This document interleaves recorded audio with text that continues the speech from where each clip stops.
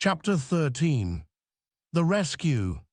The Cowardly Lion was much pleased to hear that the wicked witch had been melted by a bucket of water, and Dorothy at once unlocked the gate of his prison and set him free.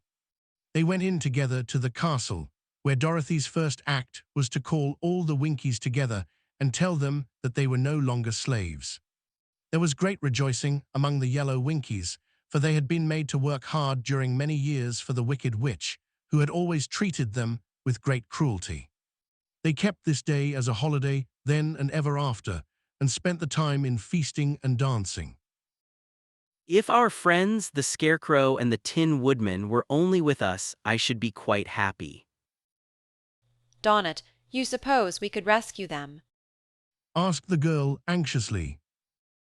We can try. Answered the lion.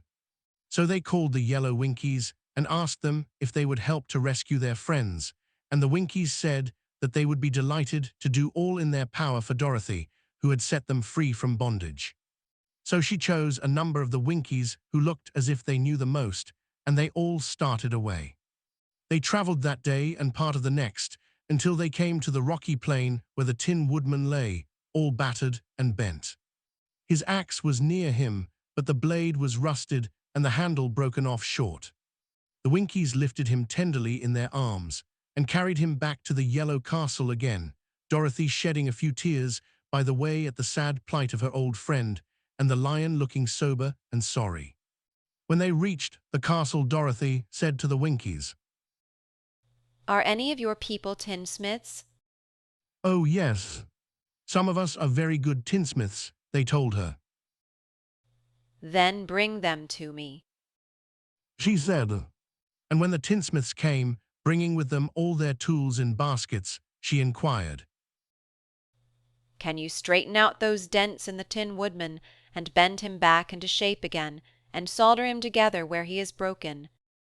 The tinsmiths looked the woodman over carefully, and then answered that they thought they could mend him so he would be as good as ever.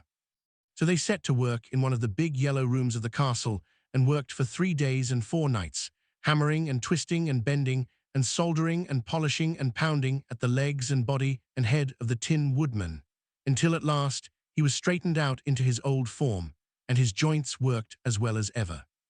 To be sure, there were several patches on him, but the tinsmiths did a good job, and as the woodman was not a vain man, he did not mind the patches at all. When at last he walked into Dorothy's room and thanked her for rescuing him, he was so pleased that he wept tears of joy, and Dorothy had to wipe every tear carefully from his face with her apron, so his joints would not be rusted. At the same time, her own tears fell thick and fast at the joy of meeting her old friend again, and these tears did not need to be wiped away. As for the lion, he wiped his eyes so often with the tip of his tail that it became quite wet, and he was obliged to go out into the courtyard and hold it in the sun till it dried. If we only had the Scarecrow with us again, Said the Tin Woodman, when Dorothy had finished telling him everything that had happened. I should be quite happy. We must try to find him. Said the girl. So she called the Winkies to help her, and they walked all that day and part of the next, until they came to the tall tree in the branches of which the winged monkeys had tossed the Scarecrow's clothes.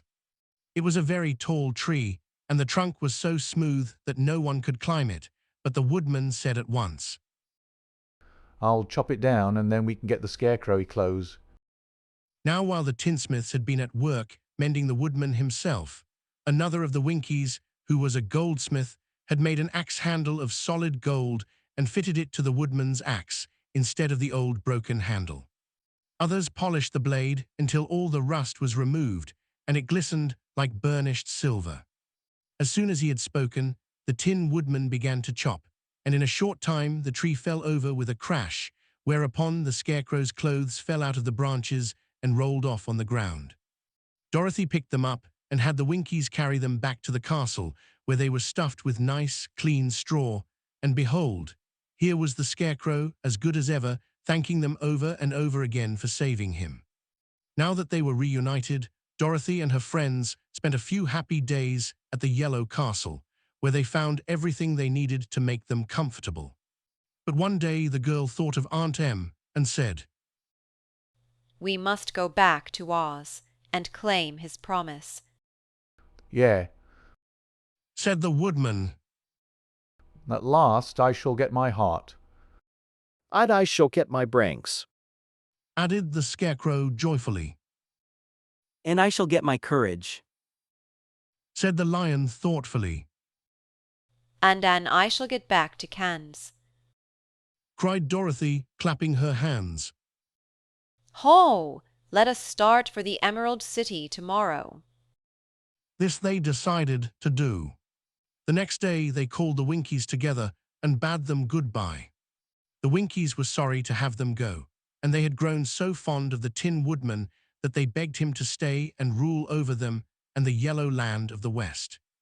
Finding they were determined to go, the Winkies gave Toto and the Lion each a golden collar, and to Dorothy they presented a beautiful bracelet studded with diamonds, and to the Scarecrow they gave a gold-headed walking stick to keep him from stumbling, and to the Tin Woodman they offered a silver oil can inlaid with gold and set with precious jewels. Every one of the travelers made the Winkies a pretty speech in return, and all shook hands with them until their arms ached. Dorothy went to the witch's cupboard to fill her basket with food for the journey, and there she saw the golden cap. She tried it on her own head and found that it fitted her exactly. She did not know anything about the charm of the golden cap, but she saw that it was pretty, so she made up her mind to wear it and carry her sunbonnet in the basket. Then, being prepared for the journey, they all started for the Emerald City, and the Winkies gave them 3 cheers and many good wishes to carry with them. Chapter 14. The Winged Monkeys.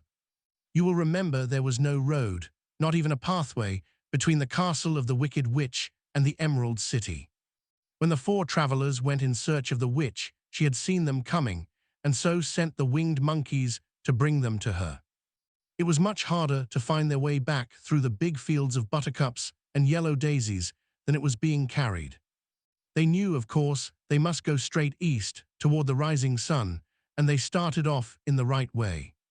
But at noon, when the sun was over their heads, they did not know which was east and which was west, and that was the reason they were lost in the great fields. They kept on walking, however, and at night the moon came out and shone brightly. So they lay down among the sweet-smelling yellow flowers and slept soundly until morning, all but the Scarecrow and the Tin Woodman. The next morning the sun was behind a cloud, but they started on as if they were quite sure which way they were going. If we walk far enough, I am sure we shall sometime come to some place. But day by day passed away, and they still saw nothing before them but the scarlet fields. The Scarecrow began to grumble a bit. We have surely lost our way, and unless we find it again in time to reach the Emerald City, I shall never get my brains. Nor I, my heart. It seems to me I can scarcely wait till I get to Oz. And you must admit, this is a very long journey. You see, I have not the courage to keep tramping forever without getting anywhere at all.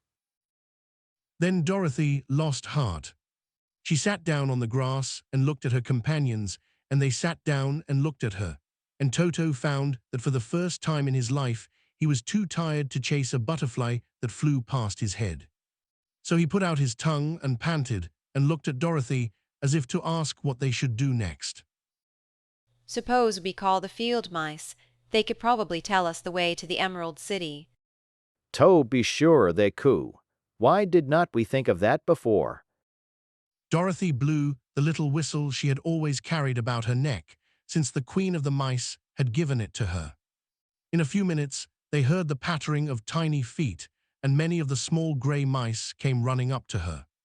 Among them was the Queen herself, who asked in her squeaky little voice, What can I do for my friends? We have lost our way. Can you tell us where the Emerald City is? Certainly, but it is a great way off, for you have had it at your backs all this time. Then she noticed Dorothy's golden cap and said, Why do not you use the charm of the cap and call the winged monkeys to you? They will carry you to the city of Oz in less than an hour. I did not know there was a charm. What is it? It is written inside the golden cap. But if you are going to call the winged monkeys, we must run away, for they are full of mischief and think it great fun to plague us. Won't they hurt me? Oh no, they must obey the wearer of the cap. Goodbyes. And she scampered out of sight, with all the mice hurrying after her. Dorothy looked inside the golden cap and saw some words written upon the lining.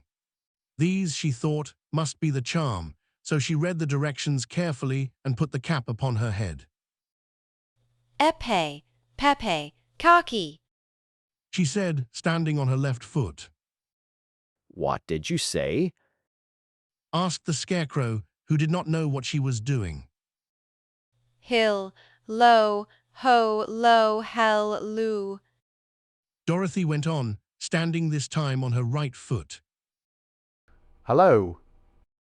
Replied the Tin Woodman calmly. Zizzy, zoozy, zeek. Said Dorothy, who was now standing on both feet. This ended the saying of the charm, and they heard a great chattering and flapping of wings as the band of winged monkeys flew up to them. The king bowed low before Dorothy and asked, "What is your command?" We wish to go to the Emerald City, and we have lost our way. "We will carry you," replied the king, and no sooner had he spoken than two of the monkeys caught Dorothy in their arms and flew away with her. Others took the Scarecrow and the Woodman and the Lion, and one little monkey seized Toto and flew after them, although the dog tried hard to bite him. The Scarecrow and the Tin Woodman were rather frightened at first, for they remembered how badly the winged monkeys had treated them before, but they saw that no harm was intended, so they rode through the air quite cheerfully and had a fine time looking at the pretty gardens and woods far below them. Dorothy found herself riding easily between two of the biggest monkeys, one of them the king himself. They had made a chair of their hands and were careful not to hurt her. Why do you have to obey the charm of the golden cap? She asked. That is a long story, but as we have a long journey before us, I will pass the time by telling you about it if you wish. I shall be glad to hear it. She replied. Once we were free people, living happily in the great forest, flying from tree to tree, eating nuts and fruit, and doing just as we pleased without calling anybody master. Perhaps some of us were rather too full of mischief at times, flying down to pull the tails of the animals that had no wings, chasing birds, and throwing nuts at the people who walked in the forest. But we were careless and happy and full of fun, and enjoyed every minute of the day. This was many years ago, long before Oz came out of the clouds to rule over this land. There lived here then, away at the north, a beautiful princess who was also a powerful sorceress. All her magic was used to help the people, and she was never known to hurt anyone who was good. Her name was Gayolette, and she lived in a handsome palace built from great blocks of ruby. Everyone loved her, but her greatest sorrow was that she could find no one to love in return, since all the men were much too stupid and ugly to mate with one so beautiful and wise. At last, however, she found a boy who was handsome and manly and wise beyond his years. Gayolette made up her mind that when he grew to be a man, she would make him her husband, so she took him to her ruby palace and used all her magic powers to make him as strong and good and lovely as any woman could wish. When he grew to manhood, Quelala, as he was called, was said to be the best and wisest man in all the land, while his manly beauty was so great that Gayolette loved him dearly and hastened to make everything ready for the wedding. My grandfather was at that time the king of the winged monkeys, which lived in the forest near Gayolette's palace, and the old fellow loved a joke better than a good dinner. One day, just before the wedding, my grandfather was flying out with his band when he saw Quelala walking beside the river. He was dressed in a rich costume of pink silk and purple velvet, and my grandfather thought he would see what he could do. At his word, the band flew down and seized Quelala, carried him in their arms until they were over the middle of the river, and then dropped him into the water. "Swim out, my fine fellow," cried my grandfather, "and see if the water has spotted your clothes." Quelala was much too wise not to swim, and he was not in the least spoiled by all his good fortune. He laughed when he came to the top of the water and swam in to shore. But when Gayolette came running out to him, she found his silks and velvet all ruined by the river. The princess was angry, and she knew, of course, who did it. She had all the winged monkeys brought before her, and she said at first that their wings should be tied, and they should be treated as they had treated Quelala and dropped in the river. But my grandfather pleaded hard, for he knew the monkeys would drown in the river with their wings tied, and Quelala said a kind word for them also, so that Gayolette finally spared them, on condition that the winged monkeys should ever after do 3 times the bidding of the owner of the golden cap.